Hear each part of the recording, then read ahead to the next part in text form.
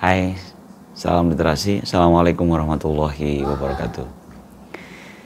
Kesempatan kali ini saya ingin cerita tentang buku Animal Farm, Republik Hewan, karya George Orwell. Ini sebenarnya buku yang sedianya diangkat dalam satu acara rutin bersama Bekasi Book Club. Jadi kita ada acara rutin judulnya sharing buku yang lo baca. Saya udah nawarin buku ini untuk saya sharing di Sabtu besok, tapi ini pemanasan, saya ngobrol di sini dulu. Buku ini termasuk yang saya udah lama nggak baca novel ya. Saya kehilangan ketelatenan membaca novel udah cukup lama. Tiba-tiba kok nggak terlalu ini ya. Kemarin terinspirasi lagi setelah Bang Fikri di Bekasi Book Club itu cerita Ernest Hemingway, kayaknya mesti lo baca deh mas katanya gitu. Dan ternyata seru. Setelah baca ini kok jadi tuman nyari buku yang lain. George Orwell, Animal Farm. Ini buku yang menarik ya, sebuah novel yang seringkali disebut sebagai cerita yang tentang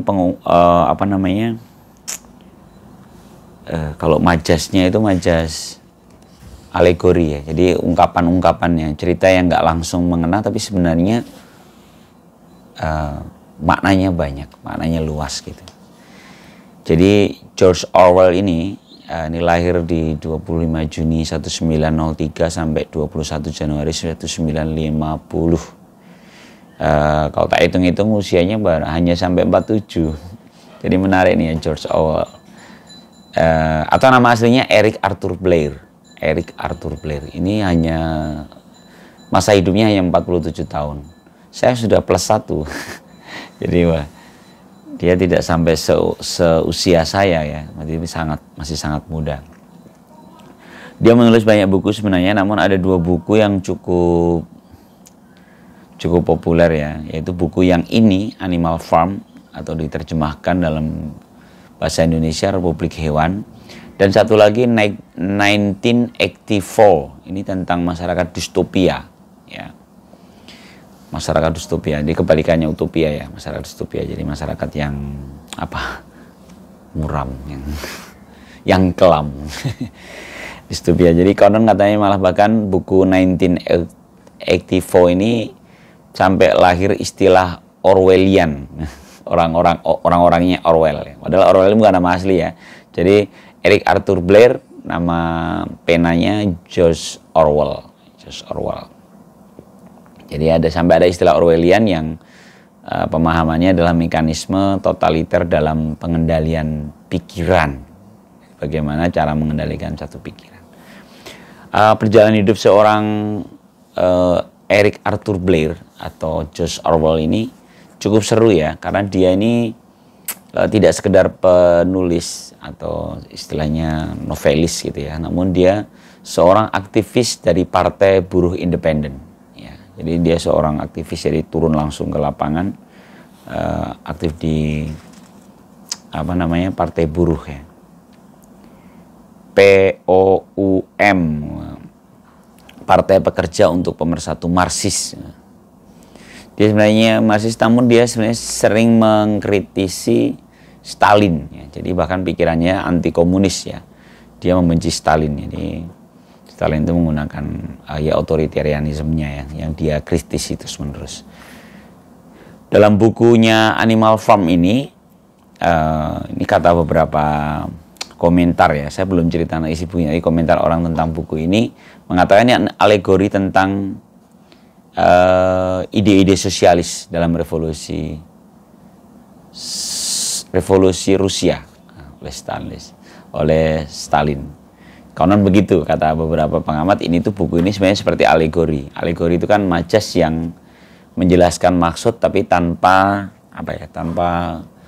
terang benderang, tanpa harfiah gitu ya. Makanya di novel ini ceritakan justru bukan manusia tapi hewan yang membangun sebuah republik gitu. Kemudian nanti di buku yang tadi saya sampaikan tentang 1984, ini termasuk buku yang akan saya incar, saya beli ya. Ini sekalian buat sharing aja ya, karena memang butuh buku, bukan bedah buku secara serius gitu ya. Seperti biasa saya sampaikan, ini hanya sebuah sharing interaksi saya dengan 1 atau 2, 3 buku. Jadi malam ini buku ini, dan di buku ini saya menemukan judul buku lain yang kayaknya saya pengen punya, yaitu buku lain dari George Orwell yang berjudul 1984. Ini karena dia filsafat Orwellian tadi ya, berkenaan dengan objektivisme metafisik. Ini buku ke-9-nya. Buku ke-9-nya itu terbitnya 1949, padahal dia meninggal di 1950. Berarti setahun sebelum meninggalnya buku ini terbit. Ini pandangan Orwell tentang totalitarian. Nah, ini buat cerita juga, sharing buat teman-teman ya. Bagaimana cara saya membaca? Saya karena tadi saya cerita di awal bahwa saya mulai kehilangan ketelatenan menikmati satu novel gitu ya. Bahkan sekarang saya lagi baca lagi novel Saman. Karena saya ngerasa kok saya coba buku-buku novel-novel yang pernah saya baca ulang karena kok saya kehilangan ketelatenan gitu. Nggak selesai gitu. Makanya saya membaca ini agak sedikit memaksa karena ini saya tulis. Jadi saya bikin resume atas novel itu. Jadi bayangin ya novel aja sampai tak resume. Karena kalau nggak digituin saya lelah deh. Jadinya saya bikin beberapa coretan tentu dengan isi bukunya dan beberapa percikan-percikan pikiran kita saat mengkonsumsi pikiran seorang penulis gitu. Menurut saya itu cara kerja otak kita yang wajar dalam saat membaca buku ya. Jadi baca buku ini kan sebenarnya kalau yang sering saya sampaikan, buku itu kan pikiran yang diparkirkan gitu. Jadi kalau kita ke tempat parkir ada pikiran-pikiran orang yang diparkirkan dalam buku-bukunya, maka kita pakai itu, kita seperti menggunakan pikiran mereka. Nah, ketika menggunakan pikiran tentu ada pikiran kita di situ kan, sehingga mereka saling berinteraksi. Makanya saya termasuk yang agak risih dengan paham beberapa teman yang takut sekali membaca pikiran-pikiran buku-buku yang dianggap sesat gitu ya. Padahal kenapa harus takut gitu? Padahal pikiran itu kita konsumsi, yang kita olah dengan pikiran kita kan gitu. Jadi sebenarnya tidak serta-merta itu akan mempengaruhi kita. Itu masalah bagaimana kita menyaringnya dengan baik. Saya termasuk yang risih. Kalau nggak baca aja gitu. Oke, termasuk buku ini ya. Sorry, saya ini prolognya agak panjang ya. Tapi saya pikir itu menjadi latar belakang teman-teman untuk menikmati Animal Farm. Oke. Animal Farm ini sebuah novel yang terbagi dalam 10 bab sebenarnya. 10 bab ya. Saya sekilas-sekilas aja karena ini cerita ya. Khawatir nanti saya jelaskan secara detail teman-teman jadi nggak mau baca ya. Spoilernya terlalu detail. Tapi yang jelas saya dudukan termasuk nanti pikiran saya setelah baca novel ini ya. Pertama, di bab pertama biasa ini perkenalan. Ya runutannya bagus ya. Jadi kalau George Orwell ini termasuk yang pencerita yang pintar menurut saya. Jadi runutannya pas. Bab 1 itu perkenalan. Jadi ada satu pertanian milik seorang petani namanya Tuan Jones ya. Tuan Jones ini manusia. Di pertanian Tuan Jones ini ada seekor babi tua, namanya dipanggilnya Mayor, si tua Mayor. Nah, si tua Mayor inilah yang memberikan pikiran-pikiran baru terhadap hewan-hewan yang ada di situ. Saya nukil satu kalimatnya Mayor nih, Tuan Mayor nih, si babi tua ini ya. Dia disebutnya si tampan Wellington karena dia pernah menang dalam satu kejuaraan di kota Wellington. Si babi tua ini ngomong, ini salah satu penggalan kalimat yang saya wow gitu, jadi saya catat. Manusia adalah satu-satunya makhluk yang melahap apa saja tanpa menghasilkan apapun. Si babi ini mengkritisi manusia. Kenapa dia sampai mikir begitu? Karena dia doyan telurnya ayam, dia makan dagingnya babi, dia makan dagingnya domba, dia naikin kuda, dia membara pertanian. Dia makan apa aja, tapi dia nggak menghasilkan apa-apa. Yang menghasilkan hewan-hewan itu kan gitu loh. Walaupun terminologi menghasilkan itu kalau versi manusia kan kita menghasilkan, berproduksi, para petani menghasilkan, padahal sebenarnya hasil pertanian kan para hewan-hewan itu yang dieksploitasi kan. Sehingga pikiran si tua Mayor babi ini membuat inspirasi babi-babi kecil lainnya ya, babi-babi muda dan hewan secara keseluruhan. Lalu di bab kedua terjadilah pemberontakan. Jadi setelah si babi tua ini meninggal, pikirannya itu ditangkap oleh dua babi muda namanya Snowball sama Napoleon. Snowball ini babi babi yang ini mewakili babi yang berpikir gitu, bagi yang intelektual babi. Napoleon ini adalah babi apa pejuang. Jadi, sampai ada 7 sila nanti di sini. Ya, boleh nanti baca lah ya. Saya nggak akan ceritakan detailnya ya. Yang jelas ada 2 kubu nih. Satunya Snowball si babi muda ini dan siapa si Napoleon. Nah, di bab 2 ini terjadi pemberontakan. Sebenarnya di luar skenario ya, karena Jones-nya ini si petani ini mabuk-mabukan atau apa, terus memantik kemarahan para binatang, dan binatang akhirnya menyerang Jones sampai Jones lari pontang-panting. Jadi akhirnya pertanian kosong, nggak ada manusia, hanya dikuasai para binatang. Nah, di bab 3 lah akhirnya terjadi pembentukan pemerintahan sederhana. Nah, di Republik Hewan ini yang memimpin para babi. Ya. Dominasinya tentu para babi.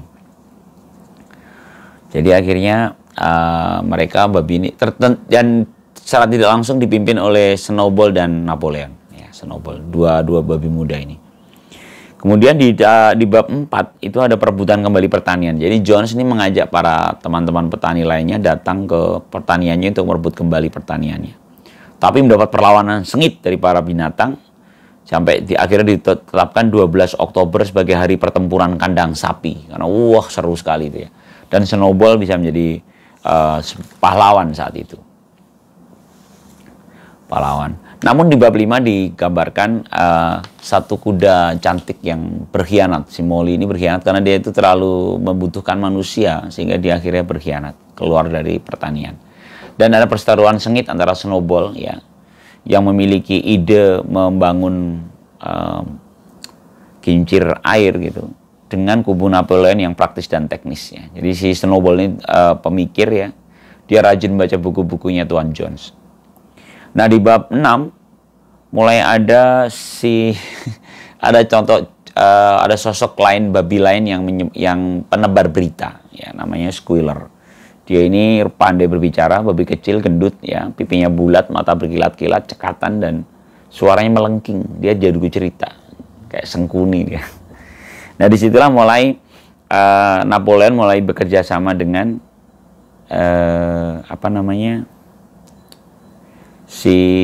manusia. Ini sudah sempat berseteru dan sudah berantem ya. Snowball akhirnya kabur, dikejar-kejar sama anjingnya. Jadi akhirnya singkat cerita aja lah ya. Saya nggak akan cerita detail bab per babnya ya. Yang jelas akhirnya babi ini menguasai dan Napoleon yang menguasai. Bahkan Napoleon ini memfitnah si Snowball. Snowball dianggap sebagai pikiran sesat, dia sebenarnya berkhianat. Padahal Snowball sudah nggak ada di situ. Squealer, si temennya si Napoleon ini, menceritakan berita-berita tentang selalu menyalahkan Snowball. Jadi kalau ada pengkhianat itu Snowball. Paling mengerikan tuh di bab berapa ya? Itu sampai ada yang dibantai. Ya. Jadi ada hukuman hukuman atas hewan-hewan yang berkhianat. Itu dibantai oleh anjing ya, anjing galaknya yang di sekitar Napoleon itu mulai bantai. Nah, itu di situ mulai ada kesadaran para hewan yang kok jadinya sama aja dengan manusia ini, para babi ini. Para babi ini seperti sama aja dengan manusia gitu. Jadi akhirnya dia mulai berlaku keji, mulai mengeksploitasi, mulai berlaku keji. Bahkan 7 sila yang disebutkan di awal itu mulai dipleset-plesetin. Ya. Contohnya apa ya? Contohnya misalnya hewan tidak boleh tidur di tempat tidur. Tadinya ada bagian dari 7 sila. Tiba-tiba ketika babi mulai bisa masuk ke rumahnya Jones dan ingin tidur, dia tambahkan aturannya hewan tidak boleh tidur di tempat tidur dengan spray. Oh, berarti kalau tanpa spray boleh. Jadi aturan ditambahin. Dan hampir semua 7 sila itu ditambah yang akhirnya membuat aturan itu bisa dilanggar. Dilanggar dengan semut gitu, karena aturannya yang diubah. Oke ya, yang jelas mulai semakin parah ya, Squealer semakin jago. Jadi ada sosok tokoh-tokohnya ya, jadi si Napoleon yang pemimpin yang praktis, teknis, dan tanda petik keji gitu ya.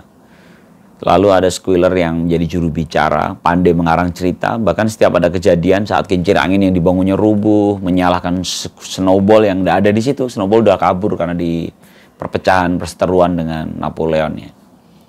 Jadi membangun tokoh antagonis ya di dalam benak publik gitu. Jadi selalu menceritakan si itu. Gitu. Ya mungkin itu cara hegemoni memimpin satu masyarakat, dibangun mimpi buruk yang itu adalah musuh bersama kita gitu. Padahal itu tidak ada, snowballnya nggak ada. Snowballnya nggak bisa klarifikasi kebenaran cerita Squealer nih. Tapi terus dihembus-hembuskan. Nah, bahkan sampai ketika boxer, satu kuda jantan yang paling rajin gitu ya, dia sakit dan akhirnya dibawa si Squealer menghubungi rumah sakit katanya, dibawa. Terus ada yang melihat gerobaknya itu bertuliskan tukang jagal kuda. Berarti ini bukan di rumah sakit, ini mau dibunuh nih gitu kan. Tapi Squealer pandai sekali menceritakan bagaimana boxer dibawa ke rumah sakit. Saya sendiri, kata Squealer, saya sendiri yang menunggunya sampai di napas penghabisan gitu. Bahkan akhirnya Napoleon berpidato dalam upacara penghormatan untuk boxer. Padahal beberapa hewan melihat dia diangkut dengan gerobak tukang jagal kuda. Ini bagaimana berita-berita bohong dibangun oleh si penguasa Napoleon ini untuk menutupi kebengisannya, kekejamannya ya. Sebenarnya kan boxer ini kan dianggap menjadi beban kan ketika dia sakit kan. Kenapa nggak sekalian dibunuh aja gitu. Tapi dengan cara yang lembut, seolah-olah dia dibawa ke rumah sakit.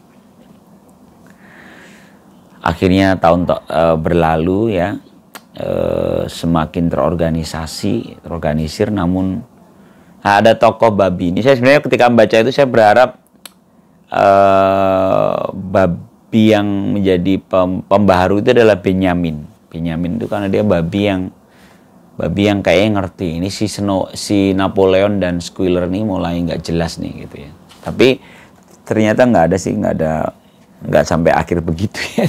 Akhirnya tetap nggak enak karena di situ diceritakan dominasi babi dan anjing semakin kuat. Jadi babi-babi itu mulai semakin rajin masuk ke rumah. Yang mulai kaget, para hewan kaget adalah pada suatu hari babi itu sudah mulai berjalan dengan 2 kaki. Padahal slogan mereka kan selalu 4 kaki baik, 2 kaki jahat gitu kan. Tiba-tiba babi mulai berjalan dengan 2 kaki dan mulai mengenakan baju. Lalu ada kaidah baru yang digembar-gemborkan oleh Squealer di Republik Hewan ini, bahwa semua hewan sama derajatnya. Kan tadi masuk dalam sila ya, ada kesamaan derajat semua hewannya. Tapi sekarang diubah, semua hewan sama derajatnya. Tapi ada hewan yang derajatnya lebih dari yang lainnya. Jadi mulai ada, berarti kalau babi itu beda gitu. Akhirnya mulai bisa berjalan dengan 2 kaki. Dan lalu ditutup dengan satu kalimat yang indah, dari kalimat yang miris ya. Di bait terakhirnya itu, ketika babi-babi itu pada pesta gitu ya, kemudian mereka sudah tidak bisa membedakan. Hewan-hewan di luar rumah Jones itu tidak lagi bisa membedakan mana babi dan mana manusia. Jadi akhirnya mereka pun menjadi manusia. Demikian ceritanya ya. Nanti bacalah. Ini menurut saya sangat menginspirasi. Saya yakin bahwa saya tidak sanggup mencomot nilai-nilai yang lebih dalam atas cerita ini. Kalau mungkin teman-teman kalau baca akan semakin menangkapnya. Tapi yang jelas secara umum George Orwell ini menceritakan bagaimana sebuah pemerintahan sederhana terbentuk, dimulai dari pemberontakan untuk menguasai pertanian. Dimulai dari perbedaan pendapat antara 2 kubu, yang satu yang sangat teknis dan praktis gitu, yang satunya sangat strategis dan pemikir yang ternyata justru dikhianati. Jadi si pemikir ini sampai harus kabur keluar.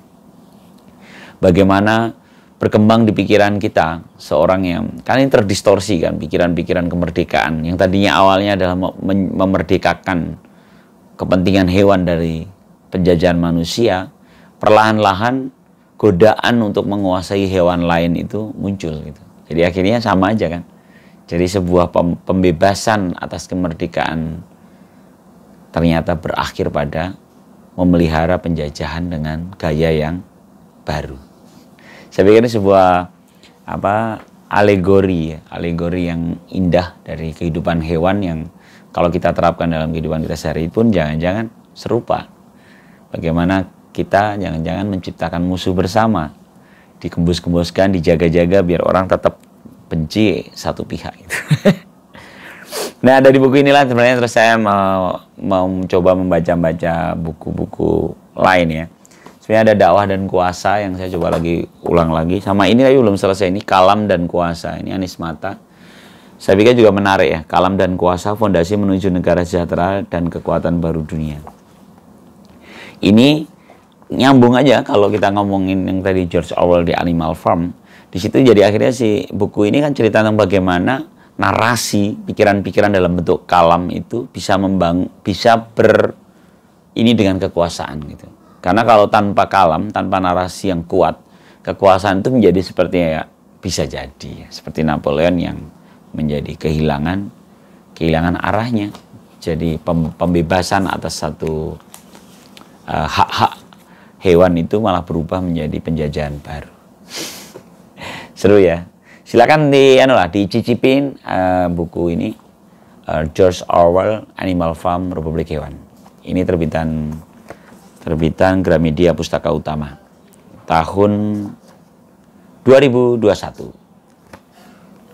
Salam literasi, selamat menikmati. Assalamualaikum warahmatullahi wabarakatuh.